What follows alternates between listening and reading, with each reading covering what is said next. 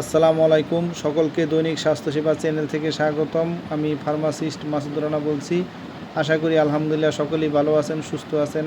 আমিও আলহামদুলিল্লাহ ভালো আছি। আমি আজকে আপনাদের মাঝে নিয়ে আসলাম খুবই উপকারী নতুন আরেকটি ভিডিও, সিরাপ ইজি লাইফ। এর ভিতরে আছে লেক্সিটিভ। সিরাপ ইজি লাইফ এটা ফার্মাসিউটিক্যালস লিমিটেডের তৈরি। সিরাপ ইজি লাইফ এর আরও অন্যান্য উপাদান আছে, তবে আমি আজকে অন্যান্য উপাদান নিয়ে আলোচনা করব না। আমি আজকে আলোচনা করব সিরাপ ইজি লাইফ কী কাজ করে, কেন খাওয়া হয়, দিনে কতবার খাবেন, এর পার্শ্ব প্রতিক্রিয়া কী হতে পারে। তবে আমার চ্যানেলে যদি আপনি নতুন হয়ে থাকেন অবশ্যই আমার চ্যানেলটাকে সাবস্ক্রাইব করে দিবেন, বেশি বেশি শেয়ার করে দিবেন, লাইক দিয়ে পুরো ভিডিওটা দেখবেন। যেহেতু এটা মেডিসিন স্কিপ করে দেখবেন না, তাহলে অনেক কিছু মিস করবেন, বুঝতে পারবেন না। তো আমি আজকে আলোচনা করতেছি সিরাপ ইজি লাইফ কী কাজ করে। সিরাপ ইজি লাইফ একটি লেক্সিটিভ যা কোষ্ঠকাঠিন্যের চিকিৎসায় ব্যবহৃত হয়। এটি অন্ত্রের চলাচল বাড়িয়ে মল নরম করতে সাহায্য করে, যার ফলে মল ত্যাগ করা সহজ হয়। ইজি লাইফ সিরাপের কাজ হলো কোষ্ঠকাঠিন্য দূর করে, দীর্ঘস্থায়ী এবং পুনরাবৃত্ত কোষ্ঠকাঠিন্য থেকে মুক্তি দেয়। অস্ত্রোপচার, সন্তান প্রসব বা রেডিওলজিক্যাল তদন্তের আগে এবং অন্ত্র পরিষ্কার করতে সাহায্য করে। ইজি লাইফ সিরাপ দিনে কতবার খাবেন?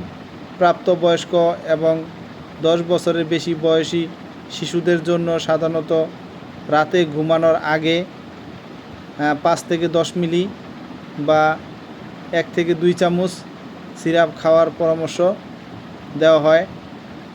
4 থেকে 10 বছর বয়সী শিশুদের জন্য 2.5 থেকে 5 মিলি বা আধা চামচ থেকে 1 চামচ সিরাপ যথেষ্ট।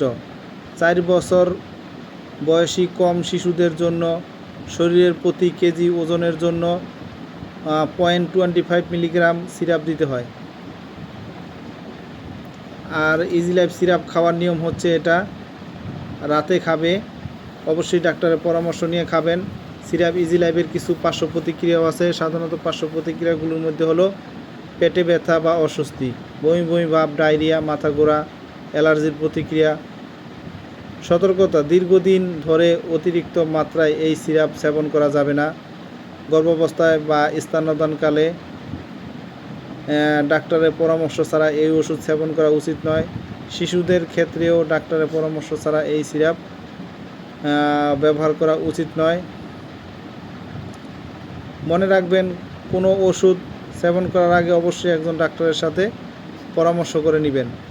তো সকলেই ভালো থাকবেন, সুস্থ থাকবেন। আর আমার ভিডিওটা দেখে ভালো লাগলে, উপকৃত হলে অবশ্যই আমার চ্যানেলটাকে সাবস্ক্রাইব করে দিবেন, বেশি বেশি শেয়ার করে দিবেন, লাইক দিবেন। আমি আরও নতুন নতুন ভিডিও ছাড়া মাত্রই আপনাদের সকলের কাছে নোটিফিকেশন পৌঁছে যাবে।